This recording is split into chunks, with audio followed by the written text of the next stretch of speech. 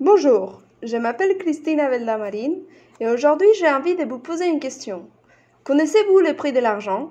Je ne vous parlais pas de la monnaie, mais du métal. Eh bien moi je l'ai payé cher. Concrètement, ça m'a coûté 3 ans de thèse. 3 ans, c'est 1095 jours. À Compiègne, autant de dire que c'est 1080 jours de pluie et une poignée de beaux jours. Évidemment, ceci était passé au laboratoire, où il m'a fallu plus de 60 synthèses faillites et 5000 larmes avant de réussir. J'ai enfin développé une méthode éco-conçue pour la synthèse des nanoparticules d'argent. Il fallait trouver la bonne recette, de l'eau, de la vitamine C, du nitrate d'argent, chauffage au micro-ondes et un peu de sucre. Mais non, pas de sucre, mais les plus importants, vous savez, c'était une molécule dérivée des médicaments pour l'ostéoporose, pour s'assurer que les nanoparticules gardent la distance de sécurité, ces fameux 1,50 m que nous connaissons tous.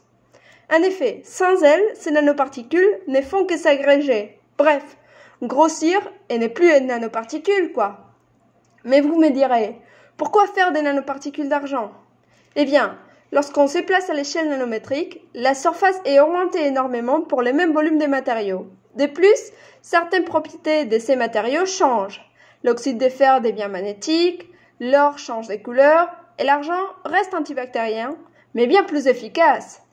Ainsi, incorporer une petite quantité de nanoparticules d'argent dans des biomatériaux suffira pour empêcher un des événements critiques lors des implants, l'infection bactérienne. Et moi, j'ai travaillé sur un matériau bien précis. Aujourd'hui, nous avons des matériaux excellents pour les remplacements des tissus durs du corps humain.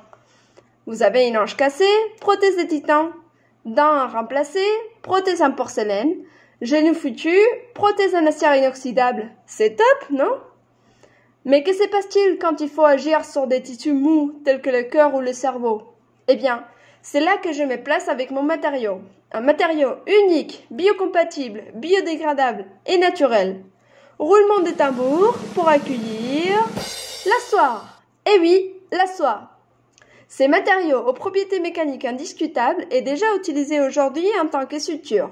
Si elles sont utilisées pour recoudre ton cœur, t'auras beau être positif à la Covid, que ni le stress de devoir faire une quarantaine, ni la 60e dose du vaccin pourra les faire lâcher. Actuellement, nous, les chercheurs, sommes capables de produire plein de matériaux à base de soie, des éponges, des films, des tissus. Eh bien, au cours de ma thèse, j'ai voulu les rendre plus sophistiqués, en rajoutant des nanoparticules d'argent, mais pas que. J'ai aussi travaillé avec l'or et l'oxyde de fer. J'ai utilisé la soie pour obtenir plusieurs matériaux, dont un injectable formé à 90% d'eau, communément appelé un hydrogel, un peu comme le gel hydroalcoolique, mais en mettant la soie à la place de l'alcool. Plus précisément, ces hydrogels sont formés grâce à l'action d'une enzyme, la peroxydase de Rayford, qui branche les fibres de soie entre elles, donnant lieu à une grande guirlande autofluorescente, notre hydrogel de soie. Eh bien, l'incorporation des nanoparticules d'argent à la dispersion des soies pour en faire ensuite mes différents matériaux était tout un défi. La soie, réputée fine et délicate, pouvait-elle s'emmêler avec ces barbares guerriers en argent et devenir ensemble une fortification antibactérienne, capable à la fois de reconstituer nos tissus mûs? Il s'avère que mes 6 chères nanoparticules s'entendent très bien avec la soie, formant un matériau très homogène. Ce qui m'a permis ensuite de confirmer l'effet antibactérien de ces matériaux sur des cellules en test in vitro et même sur des petits animaux en test in vivo. Cerise sur les gâteaux, lorsqu'il est injecté dans le cerveau, mon hydrogel est capable d'induire la régénération neuronale. J'espère donc vous avoir convaincu que nous sommes maintenant plus proches de vous soigner. Ces travaux ont donné lieu à la publication de 2 articles scientifiques et ont également été présentés lors de plusieurs conférences nationales et internationales. Ce travail est le fruit d'une collaboration entre laboratoires à l'UTC, entre TIMR et BMBI, mais aussi avec un laboratoire de Sorbonne Université, les LRS. De plus, au cours de ma thèse, 3 collaborations se sont établies, avec Tufts University à Boston, les laboratoires LVTS à Paris et l'entreprise Neurospin.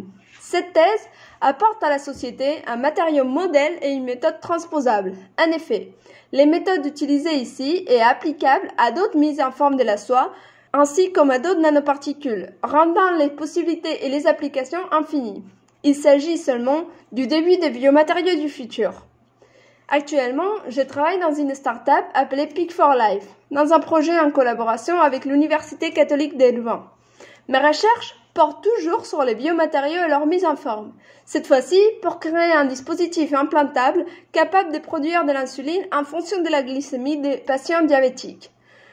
L'objectif étant d'avoir un contrôle plus précis sur la dose d'insuline injectée et de remplacer les piqûres d'insuline régulières.